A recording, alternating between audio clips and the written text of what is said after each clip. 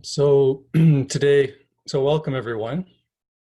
Today we're going to explore this notion of how our ideas around our imperfection and our ideas around there's a problem with myself, others, the world.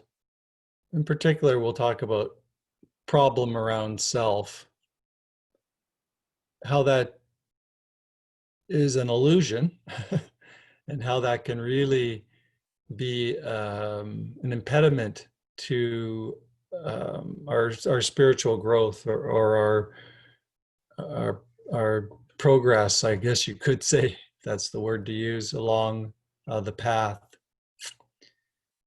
I don't know if you see that behind me. You see the Buddha on one side. You see there's another statue on the other side.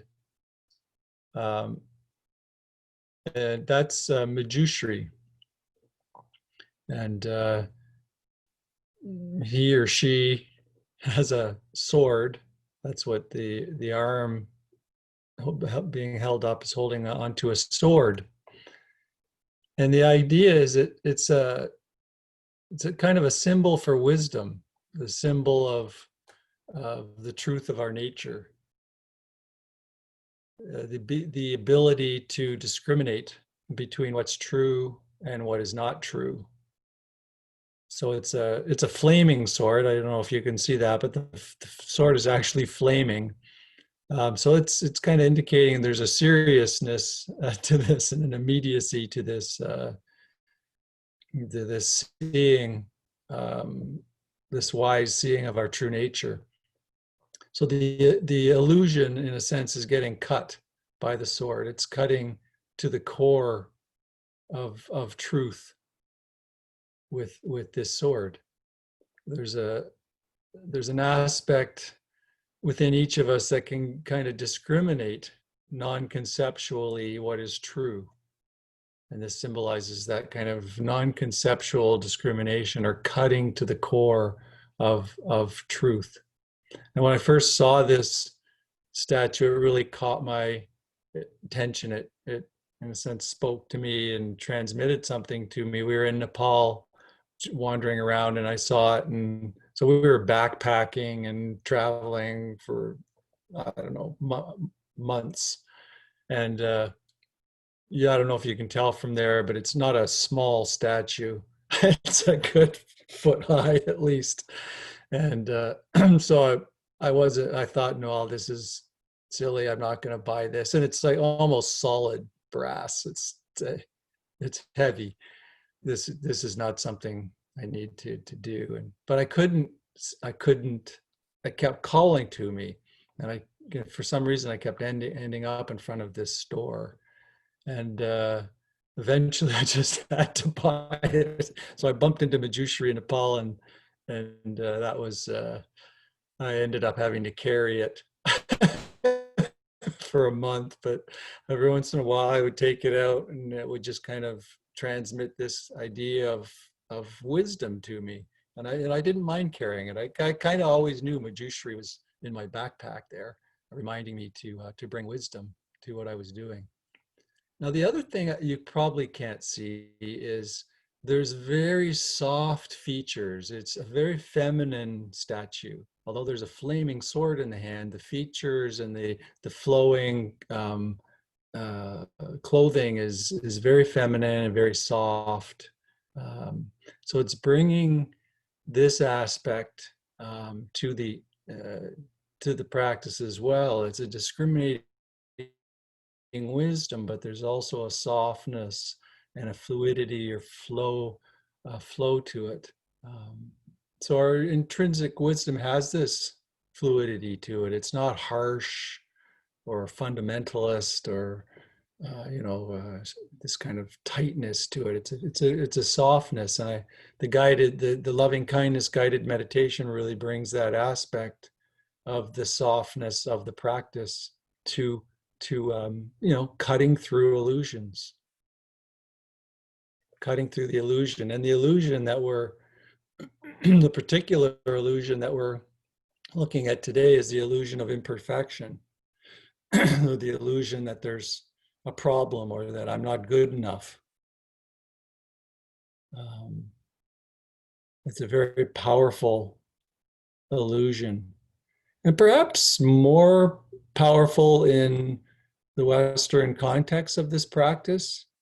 I know when Eastern teachers come to Canada or the United States, they often comment about the sort of tightness or harshness, the lack of fluidity that they see in the way they see Westerners practicing. Ajahn Chah taught, I've talked about Ajahn Chah, quite a Thai teacher. I've quoted him quite a bit in these sessions. He actually taught at IMS in 1979. And he showed up there, as the story goes. I wasn't there, but I've heard the story from a few different people. And he said, it's like a hospital. Everybody's trying so hard to solve some big problems in their lives. Where's the joy and the laughter and the lightness? So he jokingly would walk around when people were doing their walking meditation and would say things like, well, I hope you get well soon. And as if they're fighting some will, no, I hope you get well soon. And he would say this, people kind of look at him like, oh, what's he? But he's making this point of bringing some lightness to our practice. And I think that guided meditation that you just heard is really brings that kind of lightness. And no matter what's happening, we're all struggling. We've all got shit we have to deal with in our lives. And, it's just bringing that lightness to it and just not bringing self-judgment. I stopped my video because I noticed people started adjusting their screens. So hopefully that works better. So, as I've been doing in these sessions, I've been picking a few slogans that resonate with me through the week. And so I've got 3. One is no self, no problem. And I'll talk a bit about how that resonates. No self, no problem. That's Anam Thubten Rinpoche who said that first. So there is a book with that title, but that's, I think Rinpoche was the first one to say that. This one you're going to think is quite different, but I'll give you the full quote. And that is, I'm an ass, you're an ass, no, let's get on with it. And that's Anthony DeMello, who's actually a Catholic priest. And I'll talk a bit more about that one. And then the final one is, each of you is perfect the way you are, and you could use a little improvement. Each of you is perfect the way you are, and you could use a little improvement. And that's Suzuki Roshi, the Zen teacher who founded the San Francisco Zen Center. So I'll speak to those and sort of work my way through how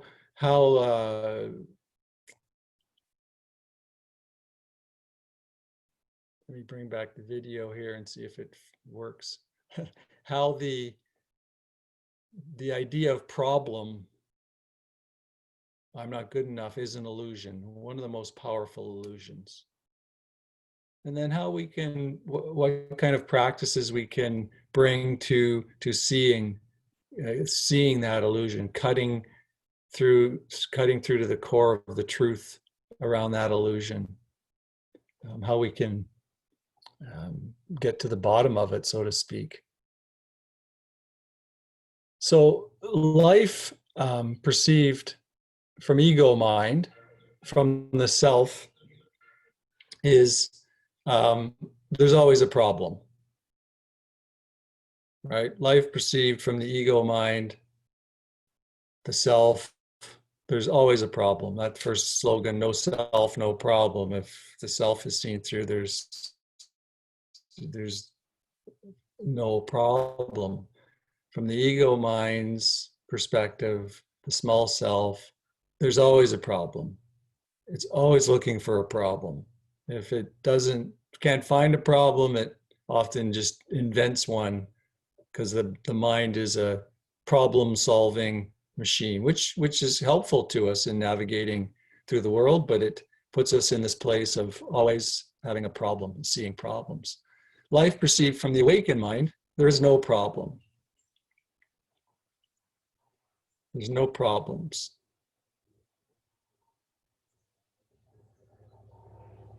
So it, with the ego mind, the world becomes all about solving non-existing problems. We're just in this constant motion of looking for problems, solving non-existing problems. Even our spiritual and our mindfulness practice can become about this. Some of us come to the practice looking to solve perceived problems with ourselves. And if you look at how humans move through the world, you can really see this. You can really see how the illusion of problem keeps the world, the wheel of suffering turning, the illusion of imperfection. Here's a quote from Anam Thubten Rinpoche, the one who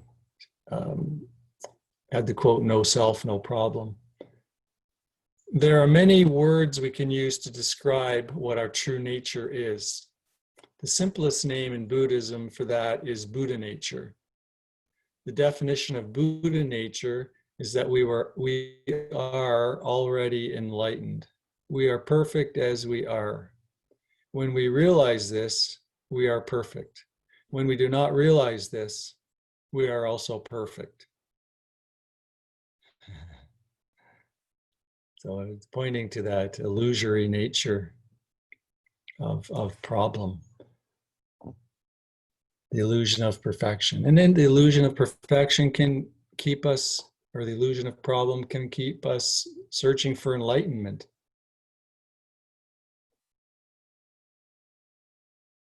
It wouldn't occur to any of us to search for awakening or God or whatever it might be, without the illusion of imperfection.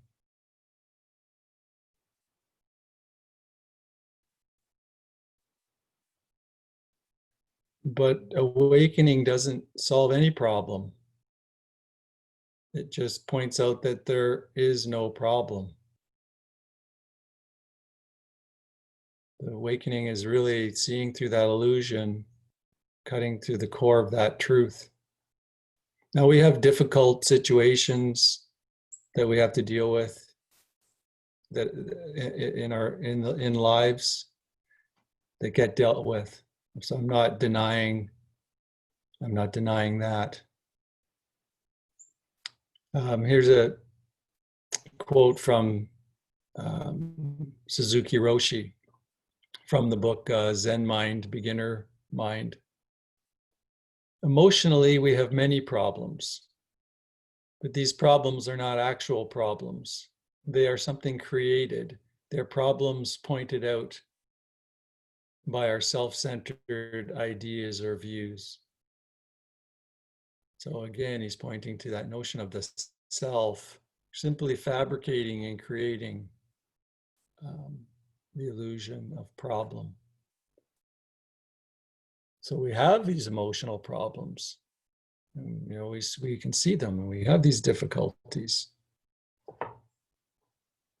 but they're created through our self-centered ideas, views, the way we perceive the world.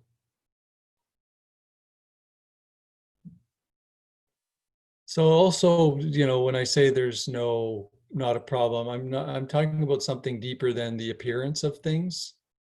So it would be ludicrous for me to say that there is no problem in the realm of appearances. There's people are starving, there's incredible violence and wars and so forth.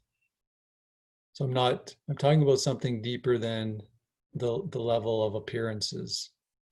And we talked about this a little bit when I kind of I kind of lobbed out the statement that there are no problems, and Alan kind of picked up on it. So I kind of pointed a little bit to how how we actually create the problems in the world by not realizing there are no problems, because it's manifesting from that illusion, that delusion perspective, that from ignorance is the word that often gets translated. All a personal sense of problem is a manifestation. It's a manifestation of illusion. The illusion that there is a problem that needs to be solved. So you have all these ego cells running around supposedly solving problems, right? But we see what happens when ego minds run around trying to solve problems is we tend to create more problems in the level of appearances, and they manifest in that way.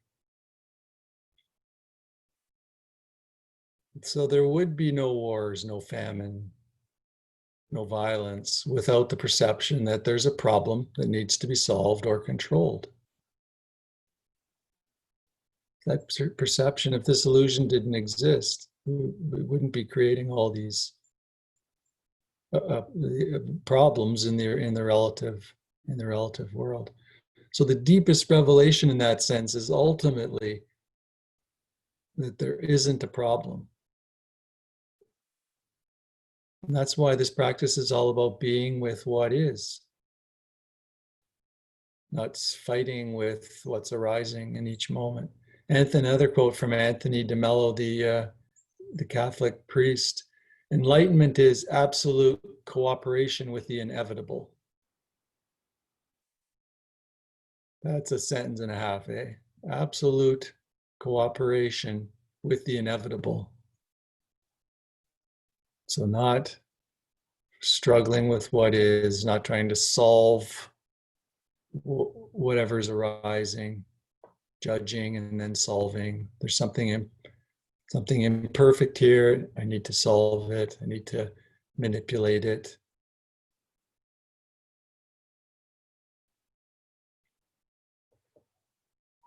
So in a sense, the illusion is driving our entire existence. As the self, as the me, the I navigates through the world, this illusion of problem or illusion of imperfection is driving what we do. Just look at what you do throughout the day and how much of it, if not all of it, is directed at this, is directed by this illusion.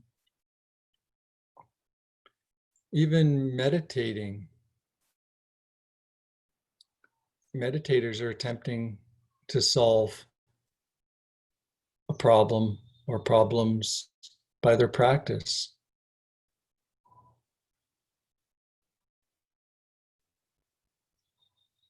You see how that can switch how you approach practice by cutting through that illusion of problem.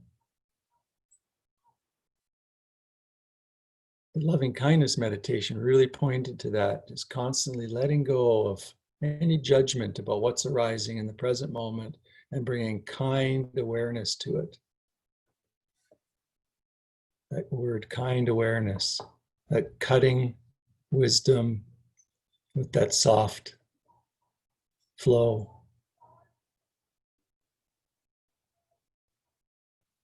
So we don't really have to do anything with what's arising. We just accept it as it is. So that's how we relate to the illusion. We don't have to do anything with the illusion. We just accept that that's what is arising. We don't need to do anything with it. Here's another quote from Anthony DeMello. I could have written a book, I'm okay, you're okay. But instead, one day I will write a book and the title will be, I'm an ass, you're an ass. That's the most liberating, wonderful thing in the world, when you openly admit that you're an ass. It's wonderful. Then when people tell me you're wrong, I reply, well, what can you expect of an ass? I hope you can see the deep, I mean, it's funny because he's using the word ass in there, but there's a deep, deep truth in there. We're all just struggling through life. I was going through a bit of a rough time lately because I had some friends who were kind of taking the pandemic very lightly, and were doing things that were, not they're putting themselves in danger. But the way I look at this is also other people, the community, society. And it was a lot of suffering that I was creating in my mind around this. And this, when I read Anthony's quote, you're an ass, I'm an ass, let's get on with it. It's just, it's our perfect imperfections. Isn't that a song? John, is that a John Legend song? Yeah. Was that one? All of me. I love all of you. All of me loves all of you. All your curves and all your edges, all your perfect imperfections. So I was able to, I don't know if I should be talking about curves and edges, but the perfect imperfections part you get, that I could love, the perfect imperfections that of appearances of these ego selves that are stumbling around solving imaginary problems in their own lives, which of course manifest as more problems in society. There's this cartoon that floated around on the internet, a kind of Dharma cartoon years ago, of a clown dressed up in a full clown suit, with the nose and the hair and just the regalia of a clown, looking in a still pond of water and seeing his or her reflection. And what he or she sees is a Buddha. So the clown figure to me is our ego minds. What Anthony DeMello is pointing to is asses.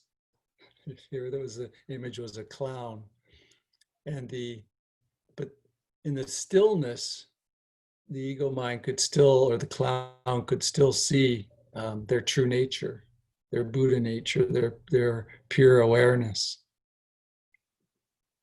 And if you turn the picture upside down, you see the Buddha looking at the reflection and seeing the clown.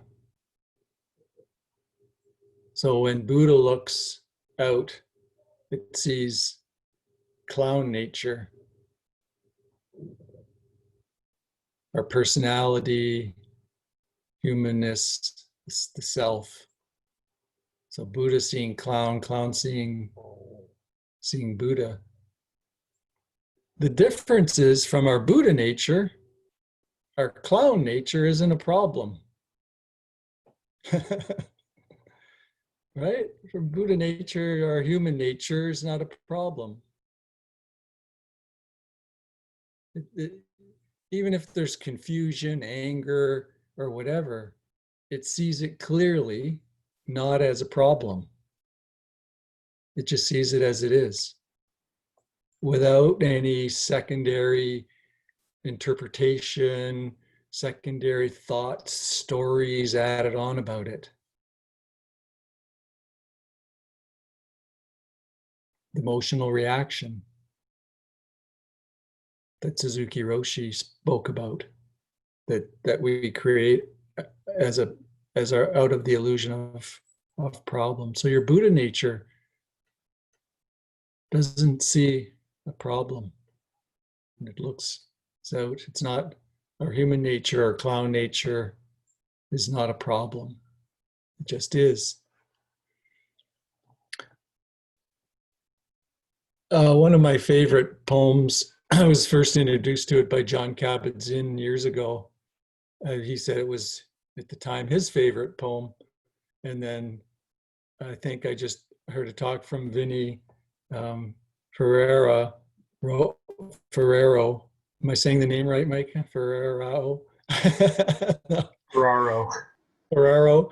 That it's his favorite poem. So I thought, well, it was my favorite. So it's a lot of people's favorite poem. Derek Walcott, who's, I believe, from the Caribbean.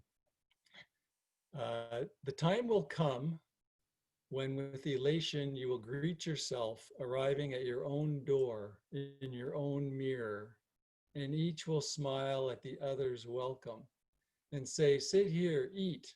You will love again the stranger who was yourself. Give wine, give bread, give back your heart to itself, to the stranger who has loved you all your life, whom you ignored for another, who knows you by heart. Take down the love letters from the bookshelf, the photographs, the desperate notes. Peel your own image from the mirror. Sit, feast on your life. So that's that beautiful way he puts, greet yourself with elation when you're arriving at your own door, in your own mirror. And it's kind of a festive atmosphere. Sit, eat, have a party. It's peel your image from the mirror, sit, feast on your life. So from the perspective of the small self, we are a problem. From the perspective of awakening, awareness, Buddha nature, nothing is problematic.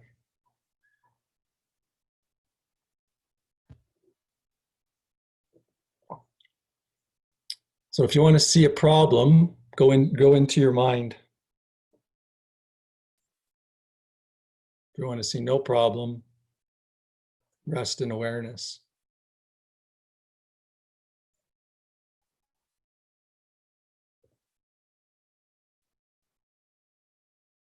Okay.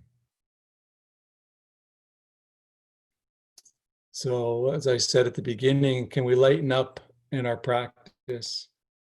See the judging mind for what it is, the problem we're creating, fabricating mind for what it is. So these conscious and unconscious feelings of not being good enough, of being, needing having lots of problems that need to be solved, not being good enough, can be transformed by bringing mindfulness to them. This kind awareness. So it's clear seeing allows us to free ourselves from the illusion.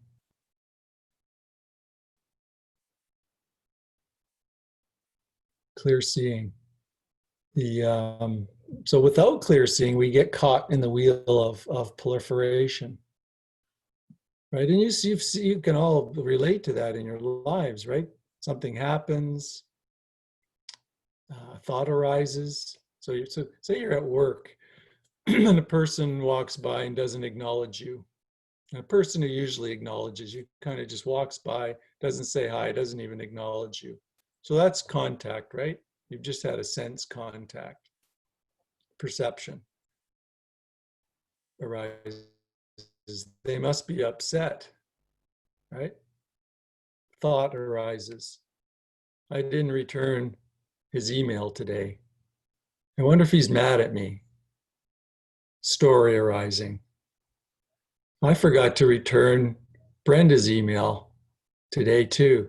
Oh, geez, and you know what? I think I forgot to return Lori's email a couple days ago. Maybe everyone thinks I'm a loser. Maybe no one wants. I mean, can you see this? How this simple progression can create suffering, problem, all in our minds. The person walking by could have been self-consumed by some problem they thought they had, right? Some illusion of problem that was in their mind and may not have even seen you. But we can create this whole emotional reaction from simple sense contact. So we just see that. No, don't judge. It's not a judgment. That's what humans, that's what goes on. That's not a problem. From Buddha nature, that's not a problem. That's just a rut's arising. Oh, we can hold it in kind awareness. The story of the Buddha, I'm going to end with this. The story of the Buddha sitting under the Bodhi tree is quite a story. And there's a lot more to that story than, some guy saying, I'm going to sit under this tree till I'm enlightened. I'm not going to get up, and then, getting enlightened. If you really look at that story closely, this tempter called Mara keeps coming into the meditations of the Buddha before enlightenment. I guess you'd call him Bodhisattva. Kept coming into, and so that this illusion of problem or not good enough was coming up constantly while the Buddha was sitting under the Bodhi tree. And what did the Buddha say each time? I see you, Mara. I see you, Mara. So if there's a practice you can also bring into for yourself through the week is when these illusions of problem come up, this thought proliferation of problem, just simply, I see you, Mara. If that, my video just froze, so I turned it off for a minute there. I see you, Mara.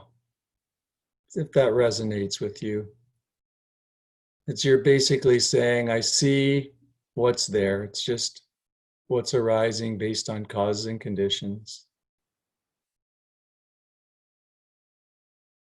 And then, of course, the last thing, when Mara couldn't tempt him with all kinds of things, Mara said, you're not good enough. You don't, why do you deserve to be awakened? Who are you to think? And all the Buddha did is touch the earth. Just touched the earth. You see a lot of images of the Buddha simply, with his hand in front of his shin or knee, touching the earth.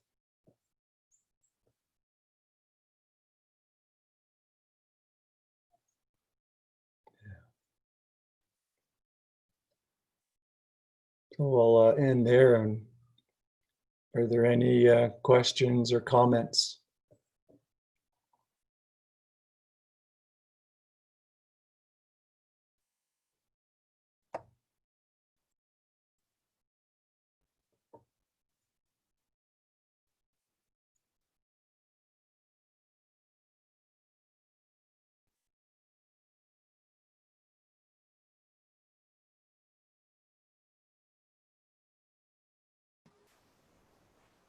Just a minor question.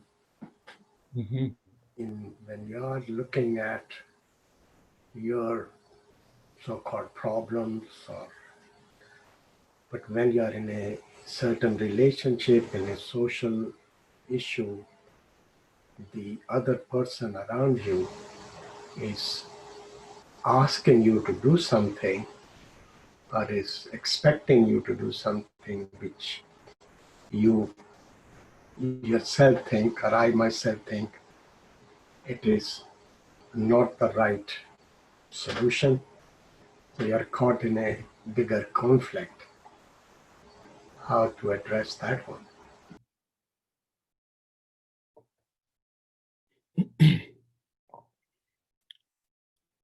Well, yeah, the Buddha did provide, and all spiritual traditions provide some guidance on ethical trainings, how to relate. So non-harming is a common thread. So if somebody's asking someone to do something that is harmful to another, then the ethical training is to not do that. But at the same time, if you do something that's harming to another, to realize that that's what happened, to let it go and move forward. So there are ethical trainings in that regard. You forgive yourself and move on. But that's not a problem. We have difficulties. We have difficult situations in our life. That could be one. We have difficult situations at work that we need to relate to. And of course, the mind is a problem-solving machine.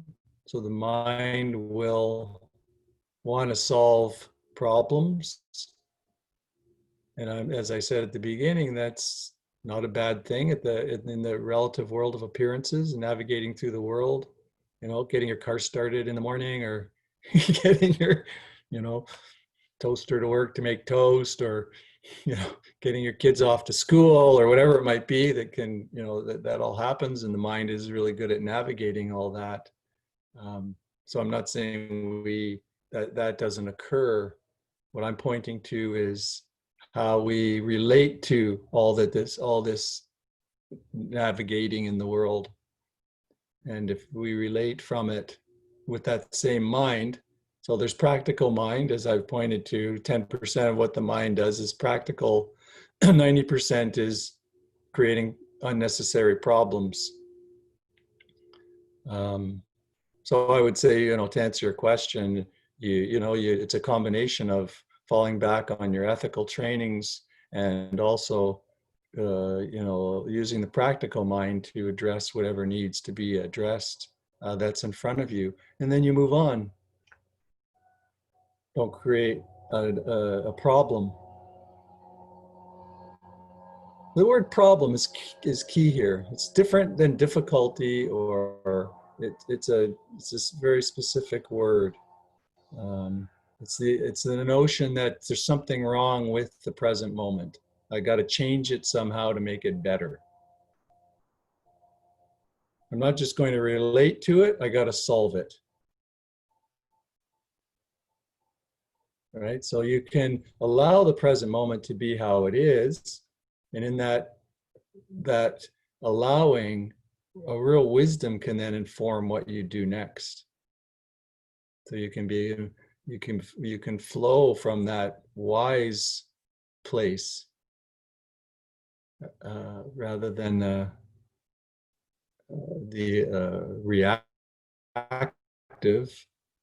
often reactive, emotionally reactive place, which is informed by the illusion of problem.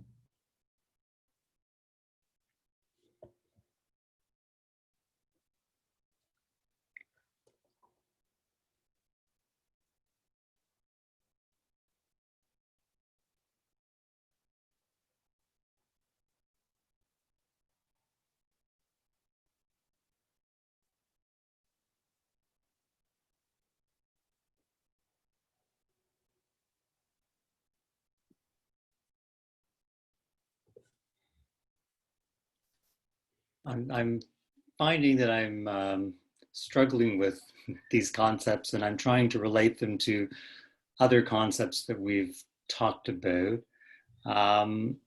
So when we talked about acceptance, we were talking about, I think, acceptance of what is right now, what our experience is right now. But if there's something in the present that I think you would now qualify as a difficulty, like we see an injustice or we see starvation, you would take action. So I'm wondering, is it similar here with this? There are no problems. There's no problems with the present moment, but it doesn't mean that you don't take action. But then I'm also wondering how that fits with, and I think you alluded to this when you talked about the Buddha under the tree, everything arising by causes and conditions. And I'm wondering how it again relates to sort of free will. Like we don't really have any control. Things arise because of causes and conditions, dependent origination. So is it in a certain sense not a problem because we don't have that control in any event? So I'm wondering how it fits with both of those concepts. Yeah, we can, I think I'll read one of the quotes again. I want to get it just right. Enlightenment is absolute cooperation with the inevitable.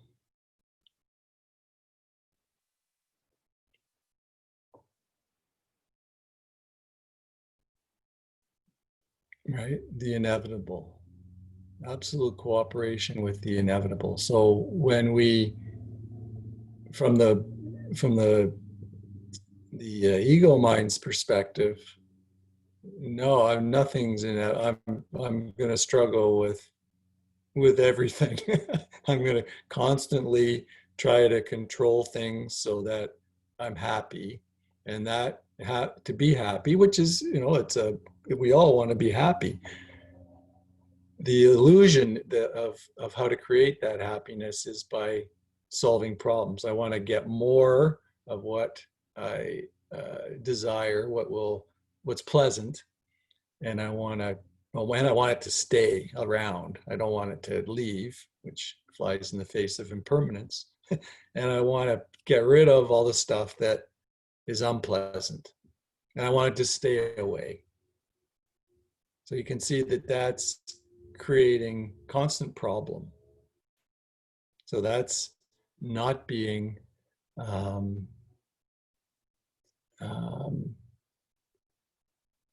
not cooperating with what's inevitable. So and I know this is really this notion of, we have no control over what arises in the present moment. And that people with strong personal wills and very strong problem-solving minds really stumble over that one. And and a lot of people see that, well, no, I actually solve a lot of problems, and I can create a fair bit of happiness by grasping onto things and clinging. I actually, it's not too bad, as long as I can, just navigate. A little bit of this mindfulness stuff helps too. Right? I can problem solve my emotional reactivity by using this mindfulness stuff, and it's been working pretty good. I got a little peace. I'm a little more peaceful than I used to be. So yeah, it's working. So it can be really hard to see that it's still all illusory. You've not cut to the core of the truth of how things are unfolding.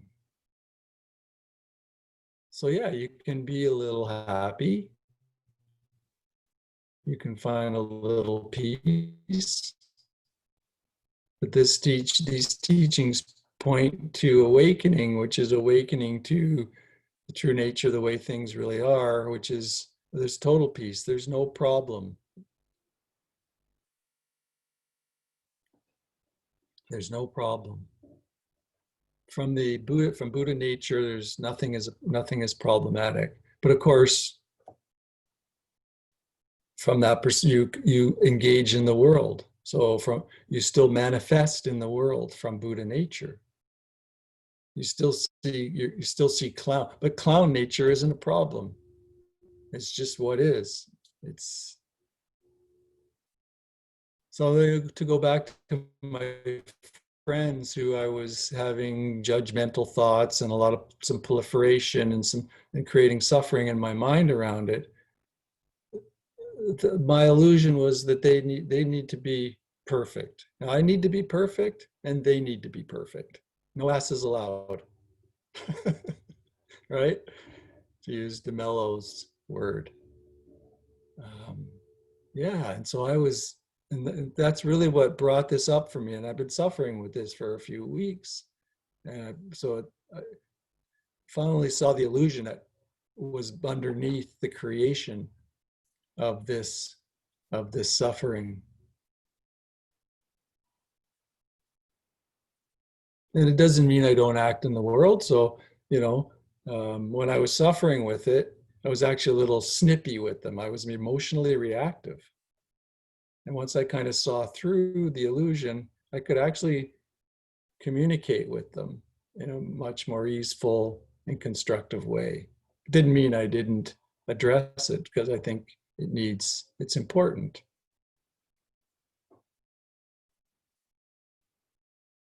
Right? But it's not a problem. It just is. But then I can move on then to look at how to navigate it from Buddha nature through clown nature. Buddha nature is living through us constantly. The truth, divine, whatever's living through us. It's all divine. It's not separate. So just allowing that to live through us, to flow. And boy, did it feel liberating. But the Manjushri sure had a lot of sword fighting before it. Manjushri was waving that sword around, and I wasn't getting it. But as we always say, the biggest insights we have tend to come from the deepest suffering that we create for ourselves. That's been my experience.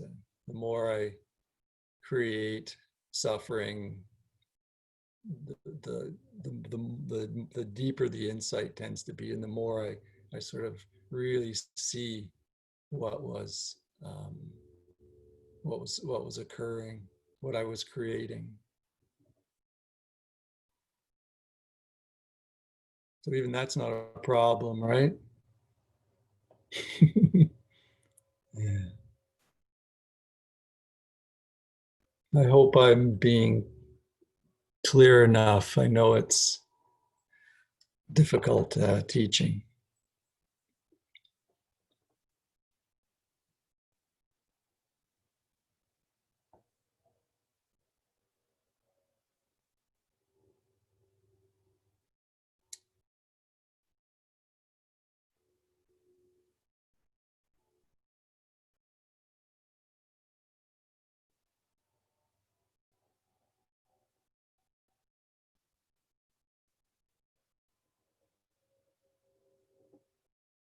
So I'll end on one.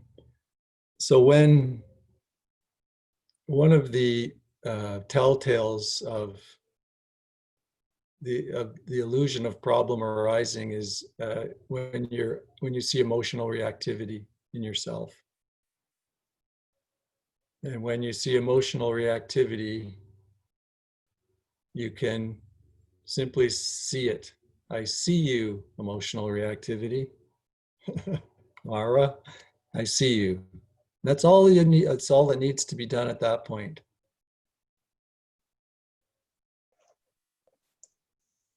Because what we tend to do is we kind of feed into it some more, tell a few more stories. I'm right, they're wrong. Read a few. I would read some more stuff about COVID COVID-19. And then when I read that it's family gatherings that are causing the spread, oh, geez, you can really be right. So it's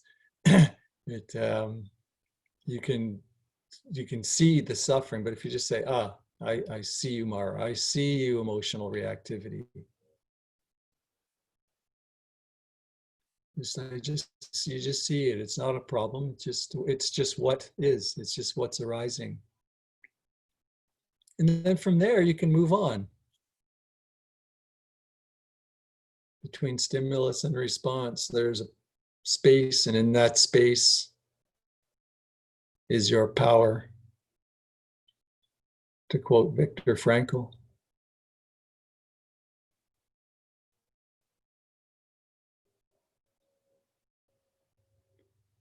So thank you, everyone, for being here. I hope you got something out of that talk.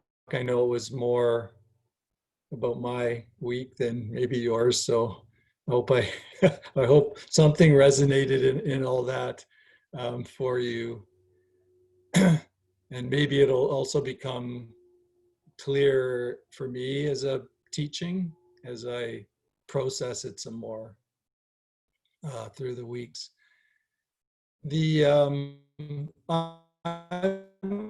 going to take 2 weeks off, so that there will not be a Zoom session the next 2 Thursdays. We have our son coming home for 2 weeks, so he arrives on Thursday, and dinners and all that. So we're looking forward to getting my father and my son together for a dinner. Yeah.